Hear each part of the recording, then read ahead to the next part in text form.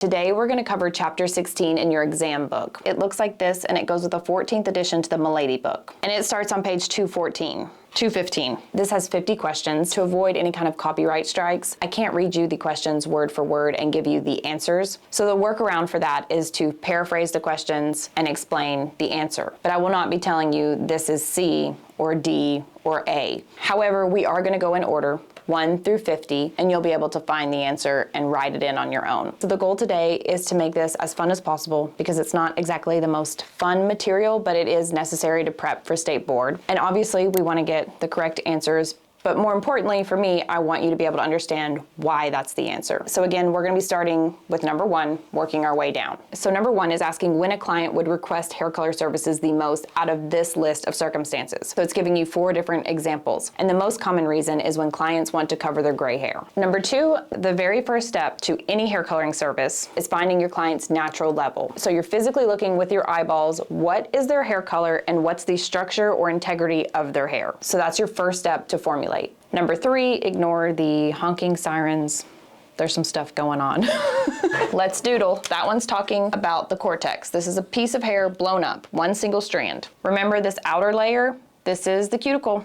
In the very middle, that silly guy, that's the medulla. M for middle, M for medulla. So this is the cortex, this blue area. In this blue area, the cortex, this is where oxidation happens for hair color. Number 4 is talking about the level system, and the level system is 1 through 10. Number 1 is black, number 10 is brightest blonde. So the level system is this. Number 5 is asking what the letters and numbers mean. So let's say we have a 5A hair color. This number represents the level. It's a level 5. This letter, sometimes number, represents the tone. It's a level 5, ash, which means it's a cool color. So the numbers and letters in hair color represent level and tone. Number 6, blue-green. Remember, blue, red, and yellow, these are primary colors.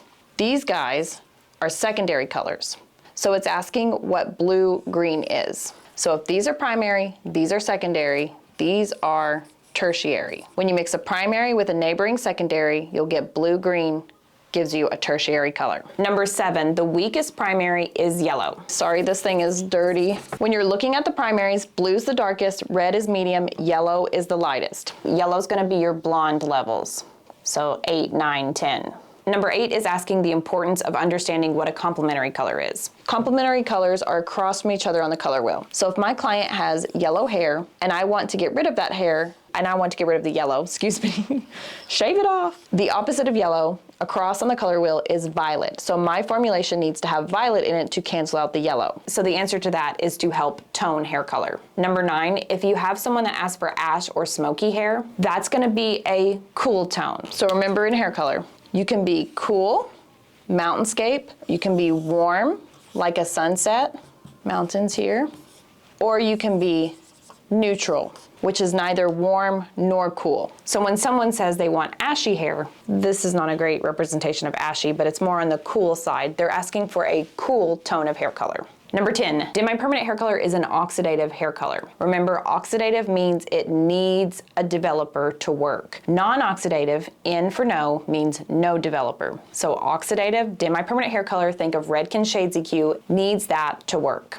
Number 11, hydrogen peroxide is the main ingredient in hair color. Oxidative hair color. Remember, hydrogen peroxide is your developer. Oxidative hair color needs a developer to work. Without the hydrogen peroxide, the actual color does not work. Number 12, adding ammonia to hair color raises the pH. To remember this, ammonia, basic ammonia is here. It's raised the pH. Number 13 is asking you which is true about hair lighteners. Remember, hair lighteners are bleach. Just like if you pour bleach on a black shirt, it will lift the color of the shirt. When you take a single strand of hair again, we have the 3 layers: middle, medulla, cuticle, outside layer, the most important layer, cortex. When we come in and cover the hair strand with bleach, this black here, it erodes the cuticle. Essentially, it's opening the cuticle so fast because it's so aggressive. And that will help break apart the melanin inside the cortex. 14, sodium persulfate is the main ingredient in hair lightener. 15, remember, this is a single strand of hair. Medulla, cuticle on the outside, cortex here. Melanin Those granules live here.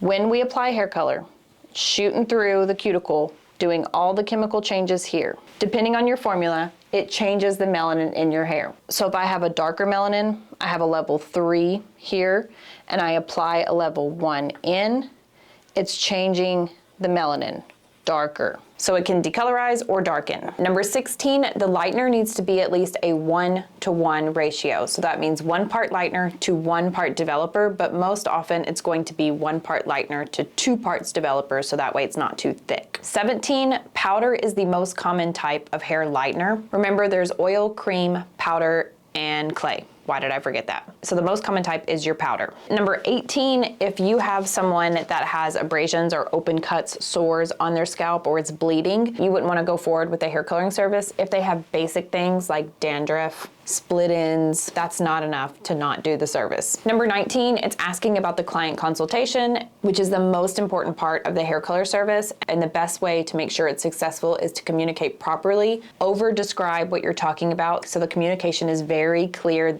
You say what you're going to do, they repeat it back to you. You say the price, they repeat it back to you, so everyone's on the same page. And it's also noting that you should be very positive when you're in your consultation. Number 20, the hair analysis is the first step to any hair color service. And that's just taking a look at the hair. What's the natural level? What's the target level? What's the condition of the hair, porosity, density, all of that. Number 21, it's saying if you have 40 milliliters of hair color and it's a 1-to-2 ratio. Remember, the first number, that represents the color. The second number represents the developer, So you're just doubling that.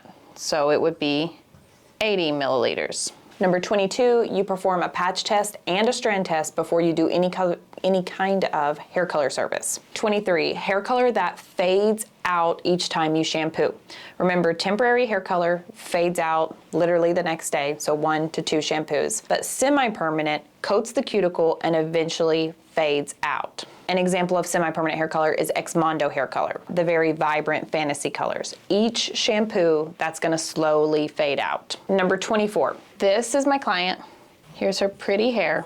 Let's say I color her new growth, cover up the gray, do a root retouch. To refresh the mid-shaft to ends, I'm going to use a Demi-permanent color. Permanent color on the roots because she has gray, and then I'll take a separate formulation and do the mid-shaft to the ends to refresh it using Demi. And again, that would be Redken Shades EQ, an example of Demi-permanent. 25, this is stating an example of something a client would ask for, and that's to cover gray. What hair color would you use? And the answer to that is permanent hair color. Permanent hair color always for gray hair.